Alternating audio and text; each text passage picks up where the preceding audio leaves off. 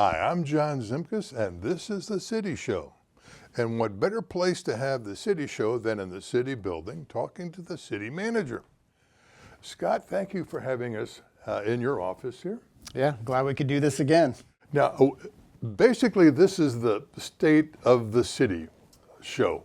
Yeah, I mean, we try to kind of give a comprehensive update every year on what's going on in our community.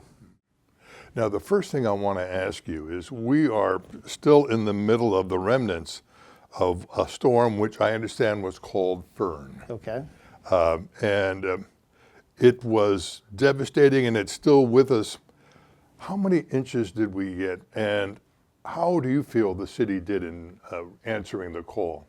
Yeah, the reports that I've heard, we got a little over 10 inches of snow, so it was a big one. You know, we typically we'll see 4 to 6 inch snow events every year, but this was a big one. So I personally think our crews did an outstanding job.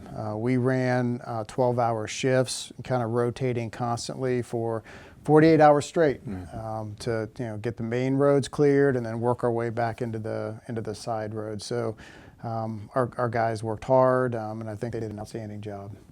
How many people are on that road crew? So we every shift has kind of 10 to 11 folks operating snowplows. So events like this, we rely on not only our street department, but we have folks from the electric department come in and help. We have folks from water, wastewater. So it really is kind of an all hands on deck operation.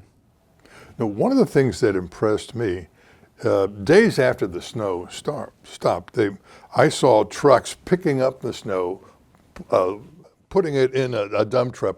Where did they take that snow? So if you drive down South Mechanic Street to Runyon Field, you'll see a parking lot that is just absolutely full of snow. So, but getting our downtown back up and running is important to us. So that is typically what we do when we have large snow events. Is once the roads are cleared, once we kind of have that situation done, we'll work on removing the snow from the parking stalls, from the sidewalks downtown, so that these businesses can get back opened up.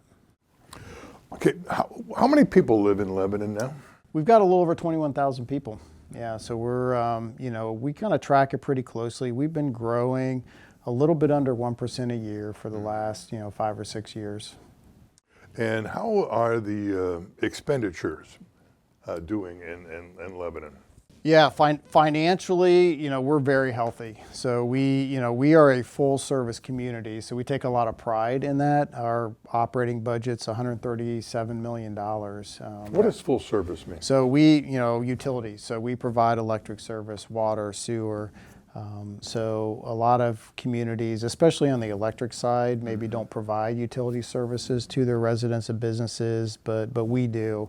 And we kind of like the idea of having control over that service level. But financially, the city's very healthy. We're very strong.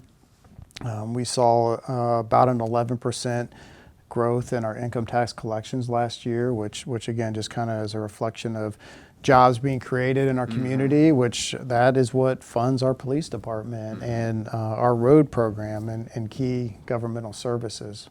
Now, last time we talked about the city, I think you told me the majority of people who pay that income tax are those who don't live in the city.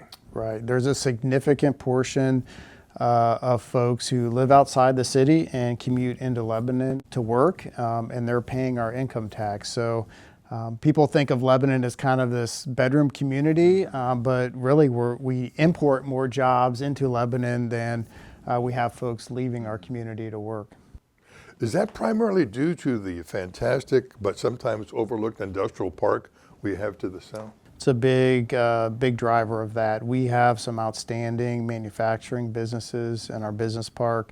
Advix, they employ 1,000 people. They have anywhere around 800 employees. So those companies are a driving force for our economic health in our community, and they draw a lot of people in for jobs. The big issue in the last couple of years has been roads. How are the roads doing today? And what are new plans for Lebanon's roads? Well, I think first of all, as most people recognize as they drive through our community, we're investing a lot of money in fixing up our roads. We're averaging about $10 million a year of investment in our road program. I know I took this job 8 years ago and heard loud and clear from the public that we needed to fix our roads up. City Council made it a priority to fund our road improvement program. So we've been investing heavily in our roads, which in the summer, that means construction projects and a little bit of delay and inconvenience, but it's what it takes to get our roads fixed. I think we track it by doing kind of this third-party independent pavement condition rating evaluation. We last did it 3 years ago. We're going to do it again this year. But the good news is the percentage of roads that were rated as being in good condition increased. I think it was by over 20%. The percentage of roads that were rated as being in poor condition decreased by that same number. So we're making progress, and I think that's satisfying to kind of see that investment is paying off. This year is going to be more of the same. You're going to see about an $11 million investment in our road program. $7 million of that is in our resurfacing and concrete program. So we're going to be working hard in kind of the Carson Drive neighborhood. Deerfield Road's going to get resurfaced. Mound Street is going to get resurfaced. So that's probably our biggest project is just our paving program this year. But then we also have a few other reconstruction projects that we're going to be working on, like Suncrest and Meadow Lane. Mm-hmm. Now, in the past, the emphasis has, in the past couple of years, on state routes, U.S. routes. Are we about done with that? Yeah, so that was in collaboration with ODOT. So ODOT had identified Lebanon as kind of the urban paving program over the last 3 years. So all of the state routes were completed. ODOT provided some of that funding, but Lebanon had to provide a good deal of the funding on our own. So that part of it is done. It was a 3-year process, and last year was the last year. Once Broadway is the final surface course is placed. So when you look at Broadway right now, the intermediate pavement was installed late last year. We did not install the final surface course. Just wanting to make sure that the temperature was high enough that it was going to meet ODOT standards. So that work will be done in the spring, the final surface course, which will be nice. As someone who lives up in that neck of the woods, I can tell what it's supposed to look like. Yeah, right. Yeah. You can see, the final product in terms of what it's going to look like. Mm-hmm.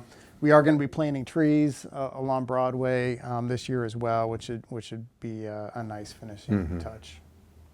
Now, most of that was done with grants, wasn't it? It's a combination. So there was over $1 million worth of grants involved in that.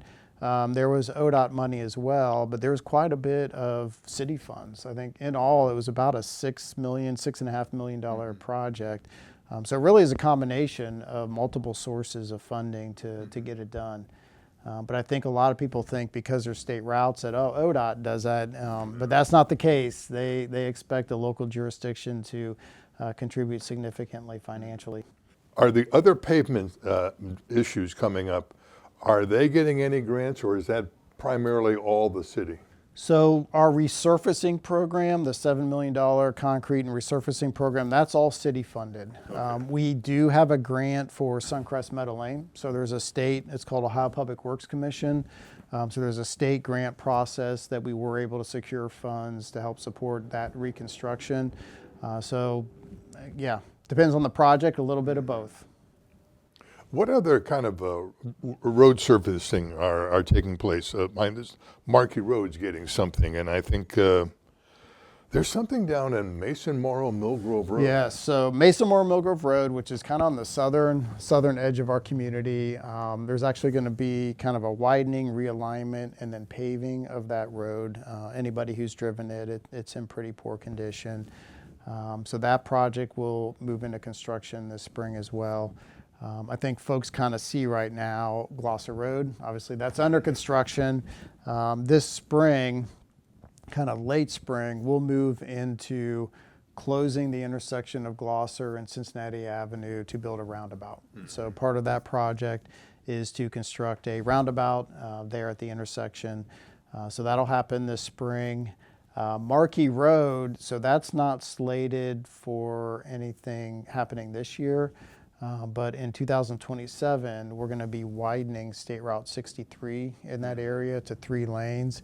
And part of that project includes a roundabout at Markey Road intersection as well.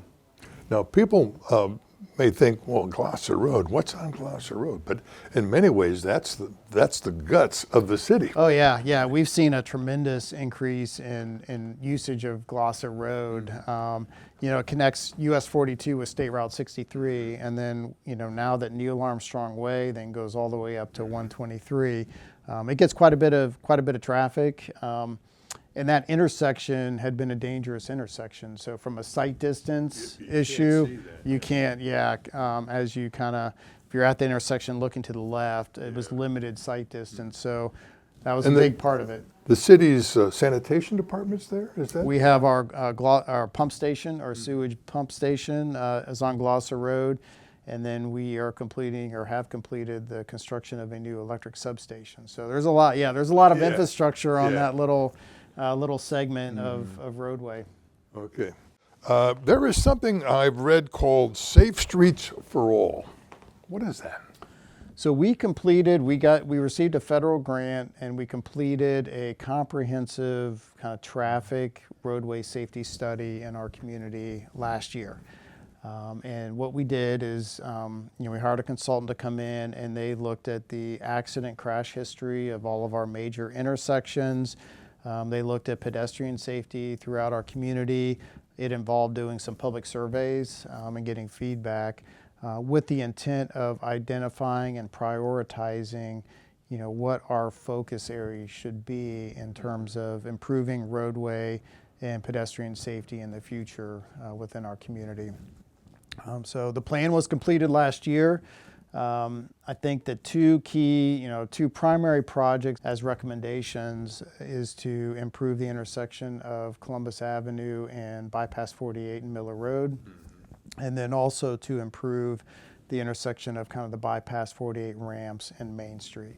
So those are our top 2 projects that kind of came out of that evaluation process. Are they high accident areas? They are, yeah, they're high. Columbus Avenue and Bypass 48, that's our highest accident intersection. And then obviously anybody who's tried to get off kind of southbound 48 and trying to get off that ramp at Main Street understands that it's not operating at a high service level right now. So yeah, those were the top 2 areas to focus on based on, an engineering analysis. Well, what can they do to change that? So they looked at that. That was part of the process in, the Bypass 48 Columbus Avenue intersection. They're recommending a roundabout at that location. And then at the Bypass 48 Main Street, that ramp, they're looking at signalizing the southbound 48 exit ramp there, putting a traffic signal there, and then doing another roundabout at the Oregonia Road intersection just to kind of keep things flowing. Everything can't be signalized. You can't get that many traffic signals, lined up. So it's a combination along that corridor of signalization and a roundabout. Mm-hmm. As far as industrial growth, what's happening around the area? Yeah, we had last year several, significant business expansions or new businesses. JBM Envelope, who's a significant employer in our business park, is finalizing the construction of a second facility on Kingsview Drive. And then we have kind of a Bluebell Packaging new facility located off of Hinkle Drive. So we're fortunate. We have quite a bit of property that's zoned for business development that we're marketing. And the business expansions are a huge win for our community.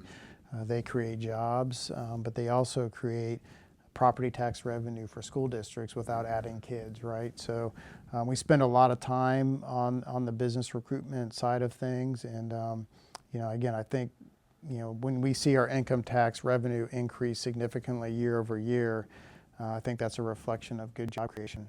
Now, Kingsview Drive, that area is It's away from the downtown area. It's close to the interstate. So it's actually, for an industry, a very valuable piece of property. Correct. Yeah, a lot of folks don't really know that's part of Lebanon or know what's back there. But it's, there's a lot of outstanding businesses there, and there's quite a bit of vacant land that we're working with the property owners to market for business development. But always encourage folks to kind of take a drive and check it out, because we have some fabulous businesses in the business park. Now, you mentioned we're a full-service community. Energy-wise, there's been some changes there too, with solar and, is it gas distribution or gas generation? Peak generation, correct. Tell us about that. Our strategy on the electric side is to diversify. So the majority of our power we buy on the open market. And that's subject to, you can see fluctuations in cost and pricing just based on what energy prices are doing nationally. Lebanon years ago also had the foresight to buy into a natural gas generating plant called Fremont. That's kind of run by AMP, which is our that's who we work with on power procurement. So we have the ability to buy or provide part of our power to our community at kind of a fixed cost through partial ownership of that plant. But then we've also started getting into other areas of generation. Solar is one of them. So we have about a 10 megawatt solar arrays that have been online for over a year now. And if you look at just last year, if you look at how much power, the value of the power that they produced, and the avoidance of what we call transportation charges, that value was over $700,000 of, in quote, savings to the community. So, the solar array provides on-site generation, and the importance of that is that allows us to not have to pay these regional transmission charges. And we've seen dramatic cost increases over the last few years, and what it takes to get power from whatever the power plant is, wherever it is, if you're buying it on the open market, to then get it through the transmission system to your community, you're paying for that. It's called transmission charges. And when we can generate power locally, we avoid that cost altogether, which is huge. So the other project you mentioned are natural gas peak generators.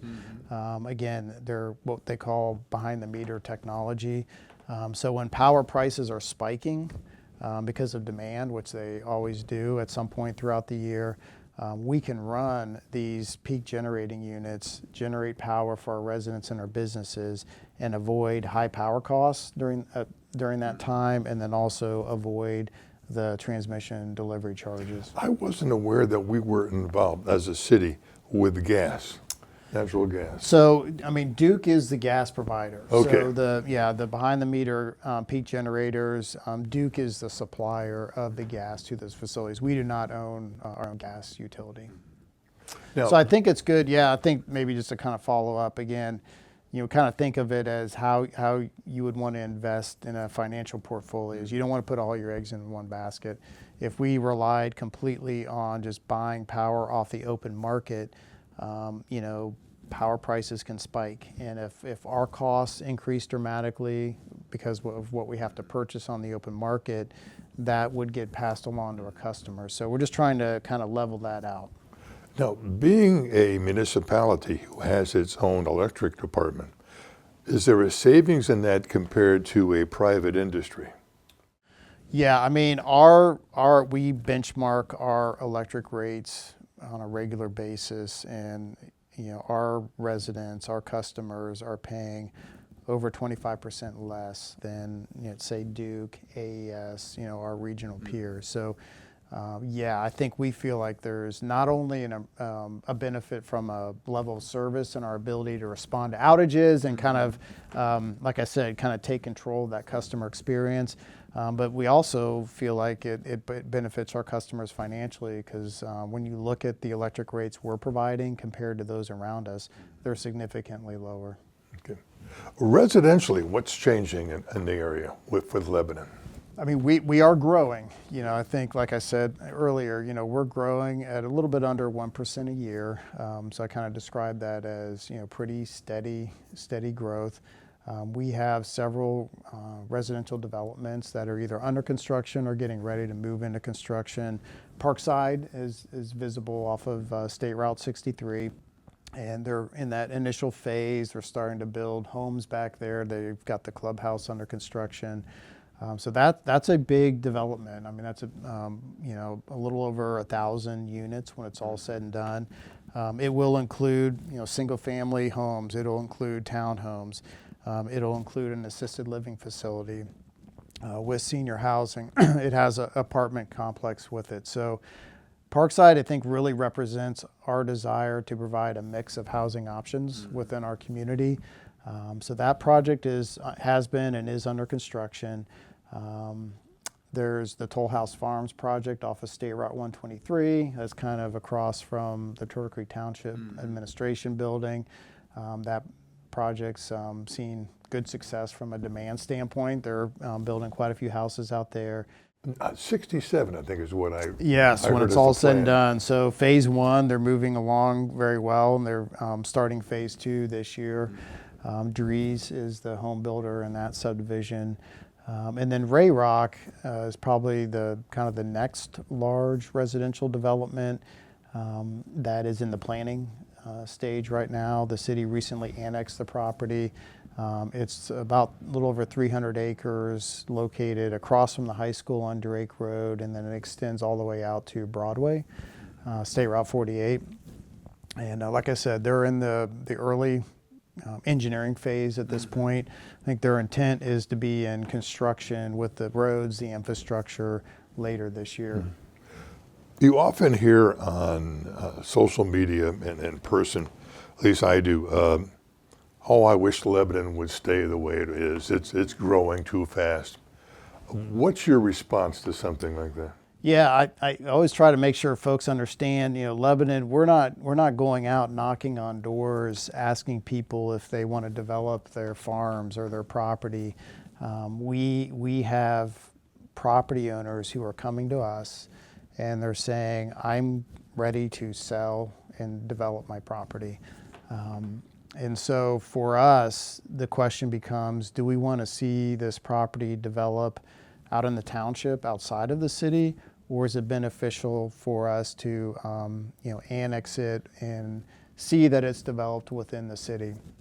I think we feel like Lebanon has very good standards in both, you know, the building construction, the engineering, the construction standards. So I think when we know that a property is going to develop based on the wishes of the property owner, you know, we usually then work to, you know, bring it into the city and have it meet our standards. And also that allows us to kind of control the density out there. I think Ray Rock's a perfect example that was recently annexed. The density of Ray Rock is actually lower than what you see in some similar developments outside the city, out in the township. And that was a conscious decision from City Council to ensure that, hey, we want a lower density type development. So, so yeah, I think people need to understand that we are Warren County. You know, Lebanon's not a bubble. You know, we're part of Warren County, and Warren County is growing.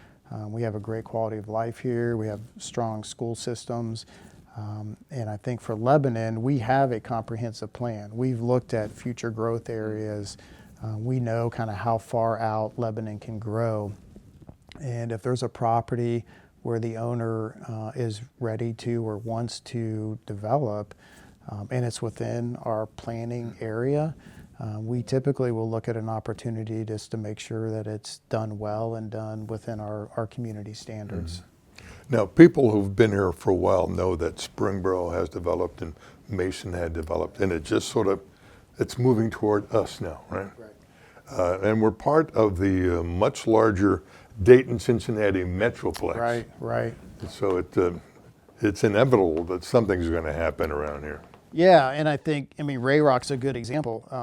Out of the 300 acres, 35% of it is dedicated green space. So, you know, our standards, if you develop in Lebanon, you have to set aside a minimum of 20% of green space.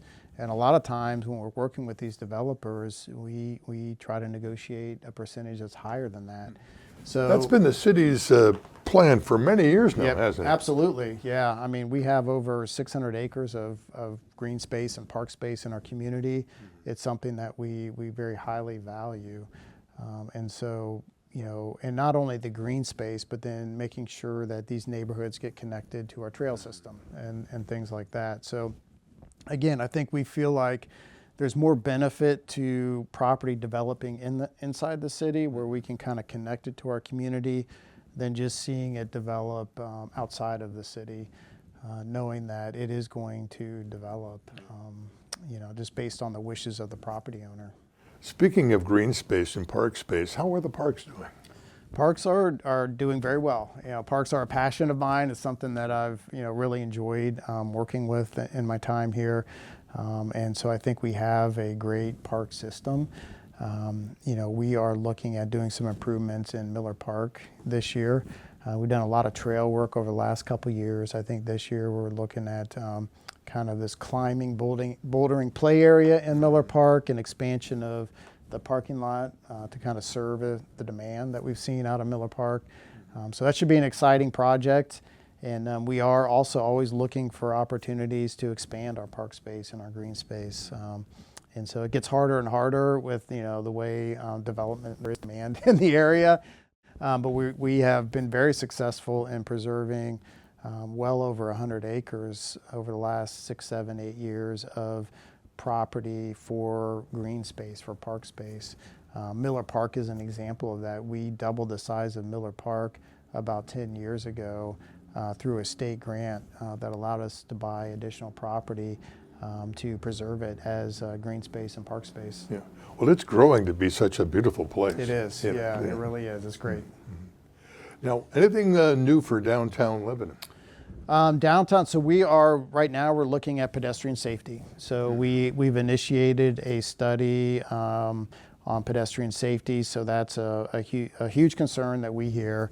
We had 1.7 million visits to downtown Lebanon last year, which is great. But we want to make sure that it's safe for folks and walkable. How do we know those numbers? So we use a system called Placer, which allows us, it's kind of a software analytics system that allows it actually has algorithms that kind of allows you to estimate and calculate how many visits to a defined geographical area. And so it uses cell phone data that customers can opt into. So it's interesting because it allows us to kind of look at events and what type of attendance we've had at various events.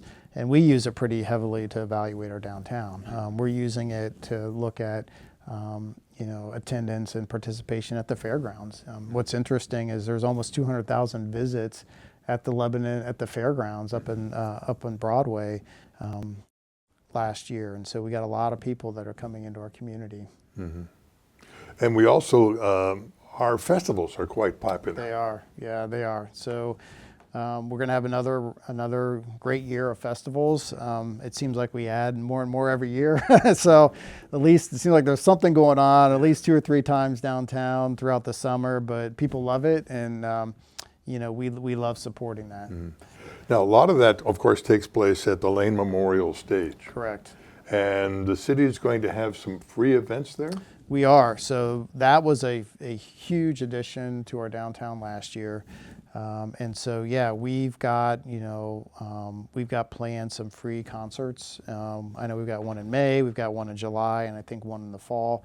It's a great community gathering space. Bicentennial Park there, Memorial Stage really kind of anchors that.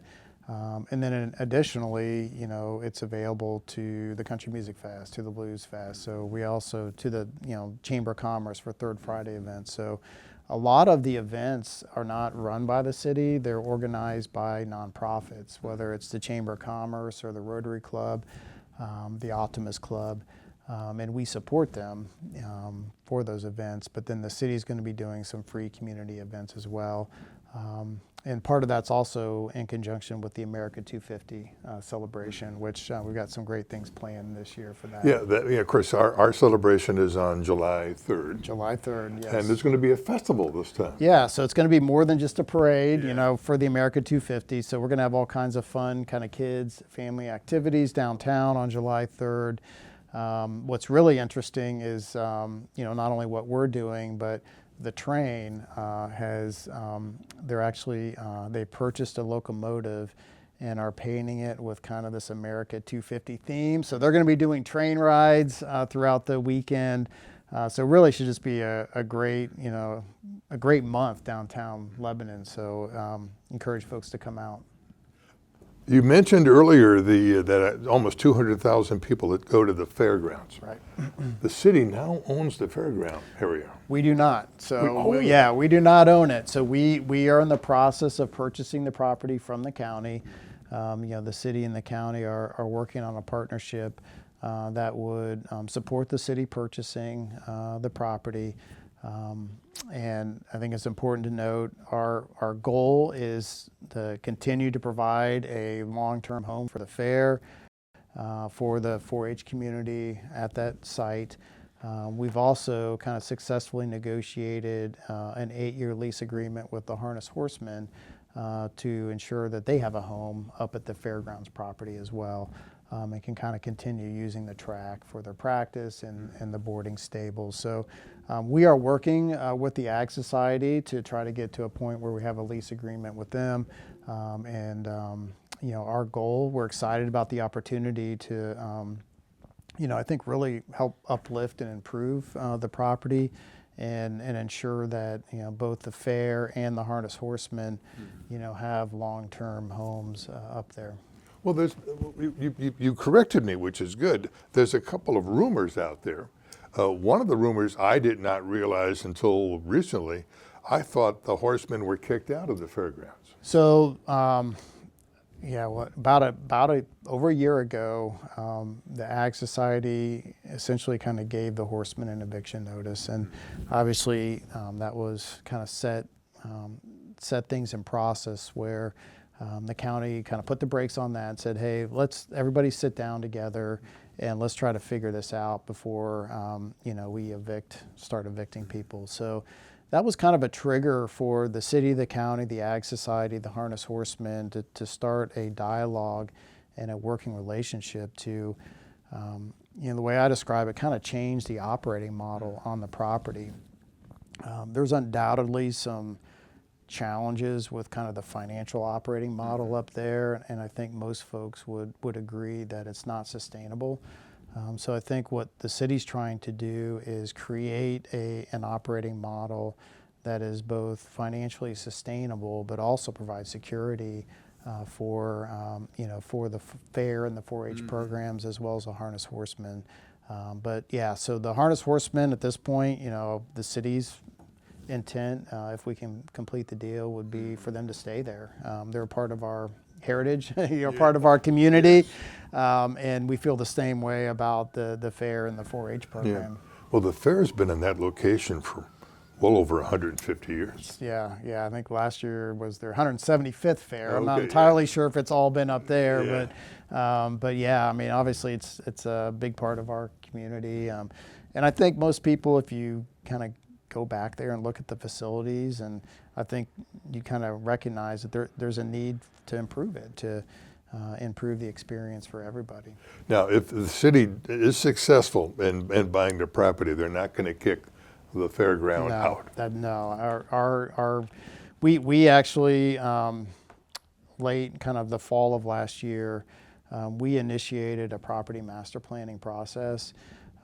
Even though we don't own the property, we felt like it was important to, you know, to kind of take the lead in creating a vision for the property.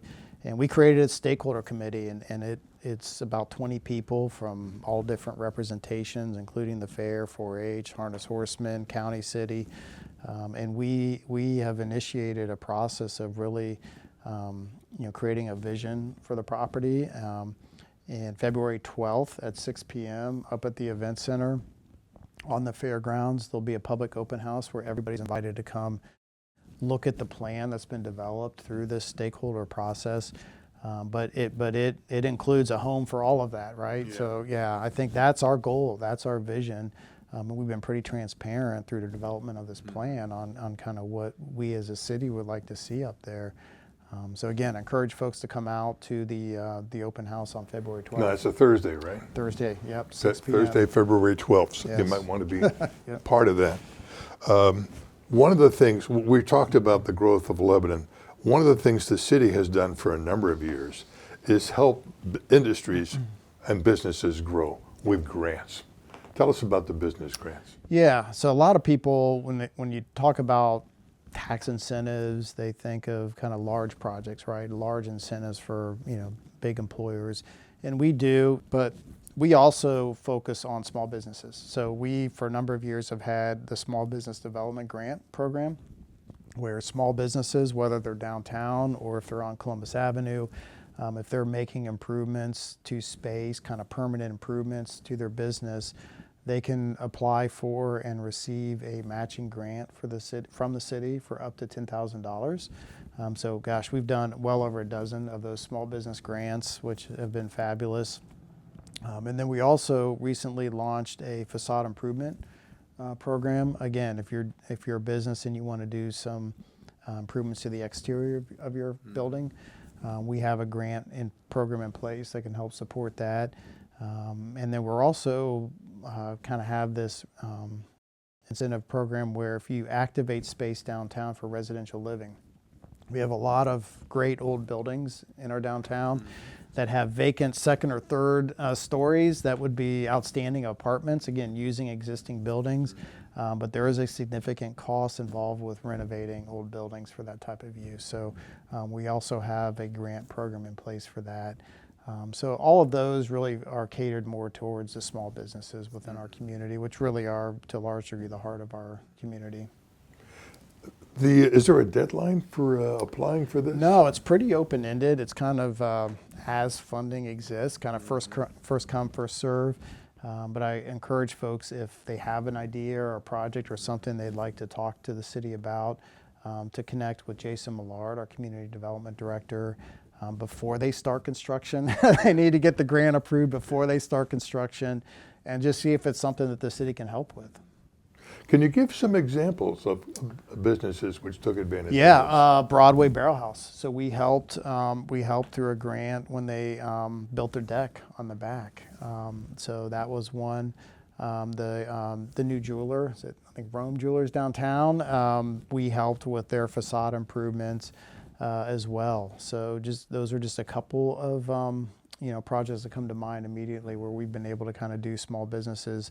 There's the project that's under construction right now on Mulberry Street next to Bicentennial Park.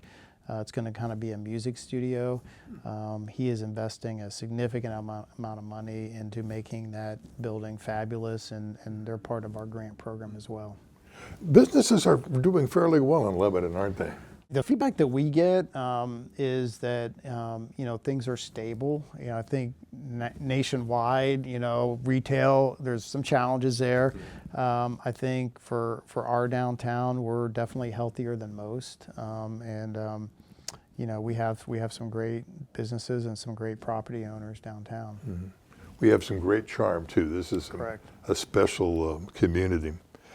Scott, we've talked about an awful lot of things. Is there anything we've overlooked or you would like to talk about? Man, I think we have. We have covered a lot of it. I think we hit on the utilities, the road program, the fairgrounds, our economic development efforts. America 250, again, more to follow on that. So I think we've kind of covered most of it. Well, that's good. That's good. Good questions, Sean. Well, thanks for having us visit you at your office here. And thank you for watching. And so you take care, and I'll see you around town.